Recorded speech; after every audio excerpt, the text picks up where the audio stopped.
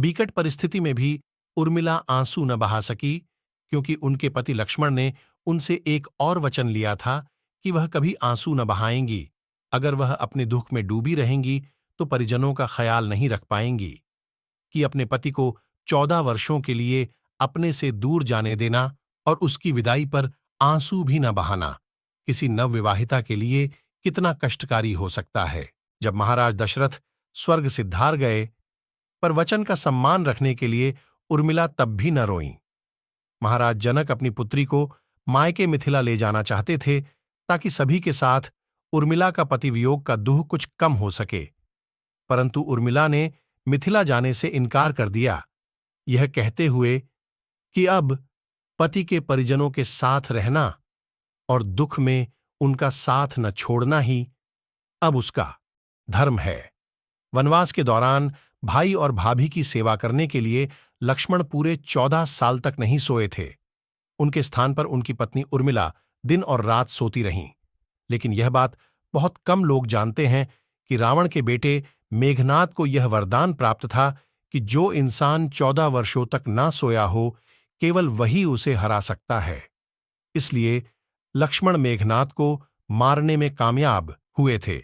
14 वर्ष के वनवास के पश्चात जब राम, सीता और लक्ष्मण वापस अयोध्या लौटे, तब वहां राम के राजतिलक के समय लक्ष्मण जोर जोर से हंसने लगे। सभी को यह बात बेहद आश्चर्यजनक लगी कि क्या लक्ष्मण किसी का मजाक उड़ा रहे हैं।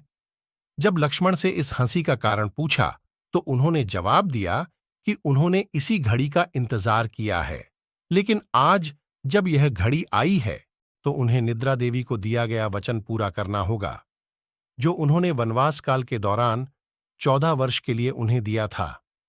दरअसल निद्रा देवी ने उनसे कहा था कि वह 14 वर्ष के लिए उन्हें परेशान नहीं करेंगी और उनकी पत्नी उर्मिला उनके स्थान पर सोएंगी। निद्रा देवी ने उनकी यह बात एक शर्त पर मानी थी कि जैसे ही वह अयोध्या लौटेंगे, उर्मिला की नींद टूट जाएगी और उन्हें उर्मिला की जगह सोना होगा। लक्ष्मण इस बात पर हंस रहे थे कि अब उन्हें सोना होगा और वह राम का राजतिलक नहीं देख पाएंगे। उनके स्थान पर उर्मिला ने यह रस्म देखी थी। लक्ष्मण की विजय का मुख्य कारण उर्मिला थी। मेघनाद के वध के बाद उनका शव राम जी के खेमे में था। जब मेघनाद की पत्नी सुलोचना उसे लेने आई, पति का शीश देखते ही सुलोचना का हृदय अत्यधिक दुखी हो गया। उसकी आंखें बरसने लगीं। सुमित्रा नंदन, तुम भूल कर भी गर्व मत करना कि मेघनाद का वध तुमने किया है।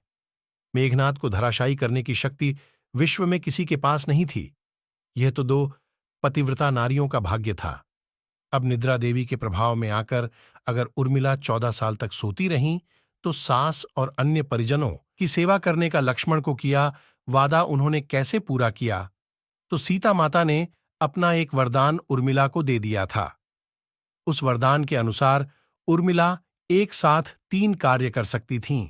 इसी तरह की कहानियों के लिए कृपया लाइक, शेयर और सब्सक्राइब करें और अनस्क्रोल्ड कहानियां देखते रहिए। धन्यवाद।